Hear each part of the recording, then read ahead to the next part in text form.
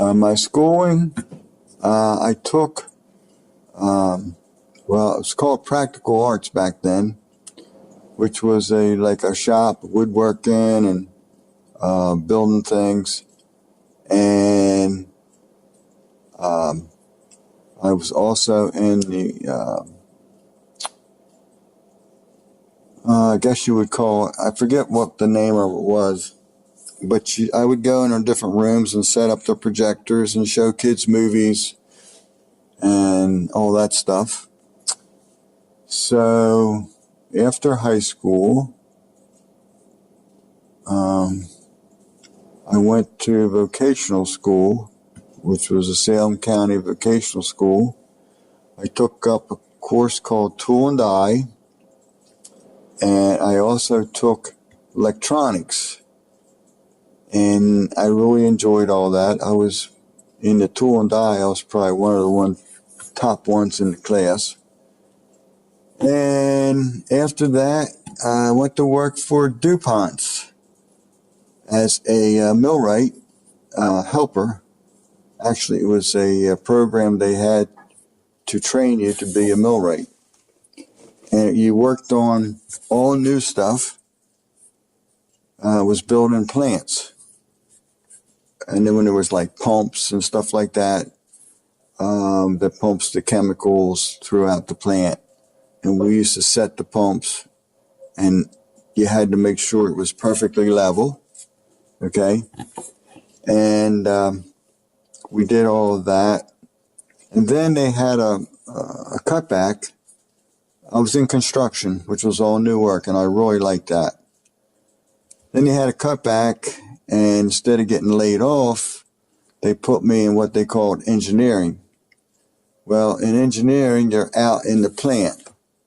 And out in the plant was pretty dirty, really. I was in the lead building where they make lead and stuff. And every once in a while, those buildings, they had a disc in the top of them, they would explode. So you'd be working along somewhere there and you'd hear this big explosion. Well, the roof, you would think the roof was going up, but it was like a disc that blew. And it was kind of nerve-wracking a little bit once in a while, to say the least. And I can remember one day I was working on some pumps in another building, and it was sulfuric acid tanks. Well, somebody forgot to turn the valve off, the sulfuric acid, and we had just walked away from underneath of it, and it overran right down where we were working, or I'd have been covered with that. So to make a long story short of that, they put me on, let me back up a little bit. When I first went to DuPont's, I was a janitor. I ran machines, scrubbed floors, emptied trash cans, and all that stuff. So anyway, when they had this cutback, they put me in this engineering, and I was working, like I said, in lead. And I was working 4 to 12, steady 4 to 12. And then they put me on steady 12 to 8s, 12 o'clock at night to 8 in the morning. Well, I couldn't sleep at night, during the day. So it was kind of rough. And what I would do is get done work at 8 o'clock, and then I was farming on the side. I would go and farm all day until about 4 o'clock, and then I would go to bed sometimes, and then get up and go to work again at 12 o'clock at night. So anyhow, after that, they put me on steady, well, it was on steady 12 to 8, and they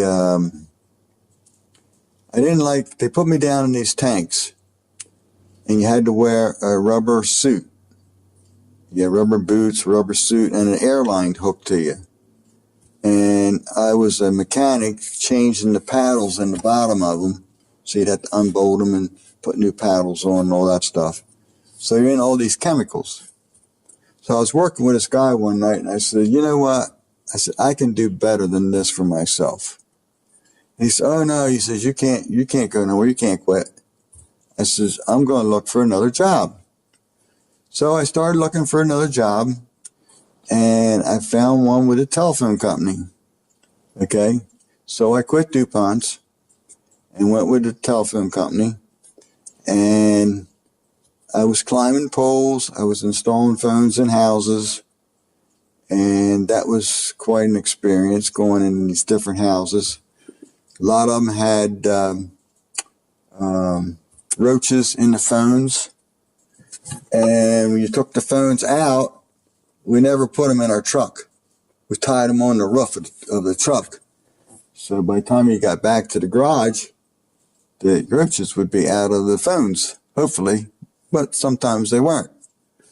And anyway, when I went home, I would change my clothes as soon as I got home and take a shower, get some clean clothes on and stuff. So I was working, well, like I said, I was climbing poles, and it was a good job. You're up 20 feet in the air on the pole, and it was good in the summertime. The wintertime wasn't too good, especially when it rained, snow, and at the time they had what was called the assignment bureau. Well, the assignment bureau is supposed to give you the pair that this person's on, and if you had trouble with it, you had to do a drop, and we would call the central office and had to drop to another pair. So you'd be up there for sometimes a half hour maybe, waiting for them. You might be on hold for half that time. And so you had your feet would start to go to sleep. They would start to get tingly because you had this rod underneath your foot with a spike on the side of it. That's how you climb the poles. So it's just like a rod underneath the middle of your shoe. Okay, and you're standing on it. Well, after a while, your feet just start getting numb if you stand there long enough.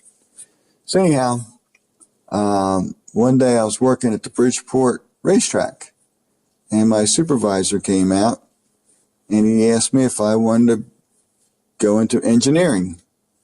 I said, yeah, I'll try it. They said, we'll send you to school, and it was a promotion for me.